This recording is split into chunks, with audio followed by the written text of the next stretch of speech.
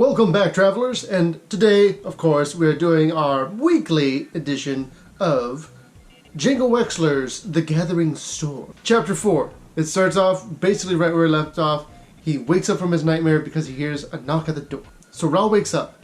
He goes over to the door, he hears this knocking, and it's super early in the morning, and there's this like basically a postwoman.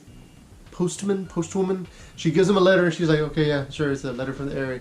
And she just goes out, and she walks away, and he's like, cool, okay, opens it up. It's Niv Mazzet's handwriting, which is apparently impeccable, because of course it is. He's a dragon, super old, he's had time to practice calligraphy. The thing is that Niv Mazzet already knows about the whole thing that happened with Asperia and Aurelia, and how they already have those two on board. Well, now they got those two, he's like, okay, now we need to go talk to the Demir. And Ralph thinks to himself, well, the Demir must obviously be under Bolas's control since they're all about being secret, evil people. So, why bother? And Niv Mazzet even tells him in the letter, I think it says, it could of course be a trap. Take all appropriate precautions. So, Niv Mazzet, Ralph, they both know this is probably a trap. Let's just go for it. Let's see what happens. So, he goes to this place, it's called the Broken Toy Box. And there's a little girl, and he's like ignores her. He sees a person like up against the wall, like kind of like slumped, and he's like, oh, that must be the Demir agent I'm supposed to go talk to. And so he goes over there, and that person that he thought was the Demir agent is super dead. And it was a Demir agent. It was the one that was supposed to speak to him. But it turns out that they may or may not have been working for Bolas. And the little girl didn't like that. Turns out the little girl is Lazav. Lazav is the multifarious shapeshifter that basically controls the entirety of Demir and secretly Ravnica as a whole. Now, what's cool is that this references back to the first chapter, in which you have the assassination attempt on Niv Mazzet's life, where the thought was planted into his head, the inception.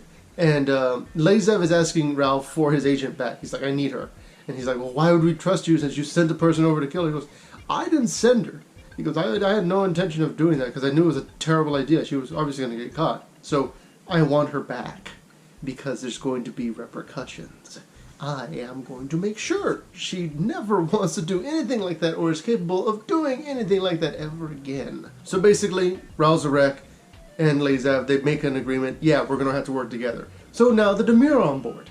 So they have the Demir, and then it goes over to Vraska, and she's talking to Surev. Surev is her one of the liches that she works with. It's one of the erstwhile. Vraska has a throne.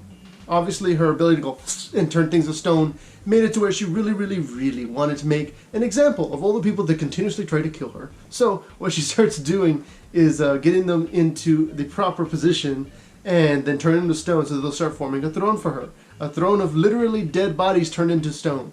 It's called the Statuary, is the name of the area where she shows her dominion. But because of the way everything is set up there, she's basically really, really upset because people don't actually make great chairs, surprisingly enough. And there's a good example of that because there's an assassin that comes up and he's got a dagger, and she's like, really? Yeah, you tried to kill me with a poison dagger? There's been a lot more creative attempts, but you get to be a part of the throne anyways. Because they're running low, because everybody's starting to give up. They're like, yeah, okay, sure, you're the Golgari queen now. Sure, why not? And so this guy, she grits him, she has him like position him, and then she to turn him to stone. So in defiance, the one last act of defiance, the guy like twists his body and throws his arm up and completely ruins the placement. So Vraska does what makes sense and just destroys his arm so that she's able to just sit down. Unfortunately, his spine is also kind of twisty, so she can actually feel his stone spine in the chair. So she gets a pillow. It's a great sign, like just a great like way of showing the more domestic life that Vraska lives as Queen of the Golgari. Vraska just has this really weird scratching in the back of her head, and she can't really explain it. Like there's something in there that needs to be unlocked, and obviously this is the hole that was left in her head thanks to Jace lobotomizing those particular memories on Ixalan. So she basically is just aware that she went to Ixalan, she got the Immortal Sun for Bolas, and then she came back there. But she doesn't remember how she did all that. She knows she was a pirate. She knows that there were things involved, but she doesn't know what those things were. The more she thinks about it, the more she kind of like, she scratches at it, because it's locked. It's all like in a locked box. So, she's doing all this, and then Zedek comes up, and he's like, Vraska, I mean, I love Zedek. He's such a nice guy. He's such a good bug friend. I mean, let me just, where is it? So Zedek, he goes to her, and he tells her, okay, look, I don't know what to do. I am stuck between two different things that I believe are both good, and I don't know what to do. and he feels very, very scared, and he's very like unsure of himself. The reason is because he can sense that there's something wrong in Vraska's head, that somebody has been messing around in it. But he also knows that it wasn't forced. Nobody purposefully, against her will, forced her to forget something. All he knows is that there's a part of her that's locked away, and it was done willingly. As a result, he knows two things. One, that he should give those memories back to Vraska because they're hers. They're rightfully hers. And he can tell from being able to skim her thoughts, basically, that she's not happy. And he wants her to be happy. But, on the same token, he knows those things are locked away. And if she realizes what those are, they could change who she is. Because she'll have had those experiences regained. At the end of Ixalan, she was a different person from she was at the beginning. Because at the end of it, she had Jace, and she was happy, and she had like people that could accept her. She had all that stuff. But if he unlocks that, then she might not be the same Vraska, and Zedek doesn't know what's going to happen. So he's very scared because she's like his only friend. Like, everyone else has to call her Queen Vraska. He calls her friend Vraska. It's adorable. He's a delightful little bug man. He's the best. But in the end, Zedek does take all of her memories and bring them back. He destroys the enchantment that had been inducing her amnesia. The point is that by doing that, it causes Vraska to remember everything and realize that Bolas is a really bad guy, and that Bolas is still working with Mazrik. Well, Mazrik is working for Bolas more, it's like it. But the point is that she knows that Bolas is the bad guy, she knows that Jace has a plan to stop him, all that stuff. But as a result, she has to basically start forming a plan, because this whole time she's been working, thinking, yeah, I'm on top now, not knowing that there was going to be this huge problem. And now she does. So, as a result, she says, get me the Azorius guy that had come by earlier to asking me for some help. And he goes, well, you killed him. And she's like, oh, yeah, that's right. I'm sorry. I guess just send it straight to the guy who's been doing things. Ralzarek. Just send one of our sentries, basically, a messenger to go send the message. So then we go back to Ralzarek. And Ralzarek's in his office. Ralzarek has an office. The Azet have offices. It's how it goes. So Ralzarek's sitting there and he's sifting through papers and he's like, wait, I got the Dimir, I got the Azorius, I got the Boros. And then this Harlequin-looking girl comes in and she's like, ha! And he's like, hi. And her name's Hakara. And she's saying that she wants to work with him. That Rakdos is sending her as an emissary. So now the Rakdos have joined after a very long kind of him being made increasingly more uncomfortable by Hakara until eventually she does join up with him. So then they have a team there. And it's like, woo, okay, cool. And then a zombie basically shambles in. And he's like, why are you just letting people into my office? I'm basically Guildmaster. Why are you doing this? Like, make sure they don't come in next time. And his person's like, I'm sorry. I'm just saying, I can't even, I'm throwing up because this person smells terrible. Because they're literally made of garbage. And so the garbage elemental comes in, zombie thing, lich.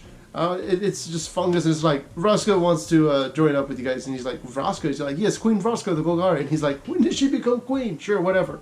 And so now they got Golgari, they got Rakdos, they got Dimir. So those are the three of the black guilds. All they need now is Orzhov. But we know that there's still stuff going on with the Orzhov before there's any chance of that. With the zombie thing, gunk, garbage, monster thing, eventually giving its sign that it is good for the Golgari to join up with everybody. It melts into the ground. Hakara thinks it's hilarious, and Ral just wonders what just happened because he was trying to figure out how he's going to get these guilds together, and then two of them just randomly joined them because they thought it was a good idea. So altogether you got the Azet, the Boros, and the Azorius, and then just now we got Dimir, Rakdos, and Golgari. So that means we got 6 of the 10 guilds, meaning that the ones being left are Selesnya, which are famously xenophobic, the Orzhov, which are famously greedy, the Gruul, which are famously anti-establishment, and the Simic. The Simic will probably be pretty easy, I think, for them to get. Orzhov would work eventually once they make a deal, basically. Selesnyans can be considered to agree because of the whole harmony idea, because the Tristani is the one that needs to agree to it. And at this point, I believe they're still pretty concordant as opposed to discordant. And so that would leave just the Orzhov, which they could work out a deal, which would be easy, and the Gruul. The Gruul will probably require something interesting. I'm looking forward to how that shapes up. Hopefully it's not just like, hey, you're an old friend of mine. I think Nimazet said he could do that with Borborygmus, but I'm like, come on, make Ralph fight somebody like Jace had to do during the Dragon's Maze story. That was a great time, because he was like, Jace like tapped into somebody's mind who was a Gruul fighter so that he could become a Gruul fighter for the moment. It was interesting. But yeah, that's the 4th chapter. The 5th chapter is going to be coming out soon. I'm looking forward to that. This time around, I'm not going to be doing any War of the Spark Chunks this week. We're going to instead put out some Mario Maker episodes, because Mario Maker came out, and I'm super excited about Mario Maker, and I got a lot of stuff to do with that, and it's super cool, and it's the best thing ever. I already played some. It is hilarious. My dad's going to be playing. You're going to get to see that all go down. It's great. Just you're going to love it. It's fantastic.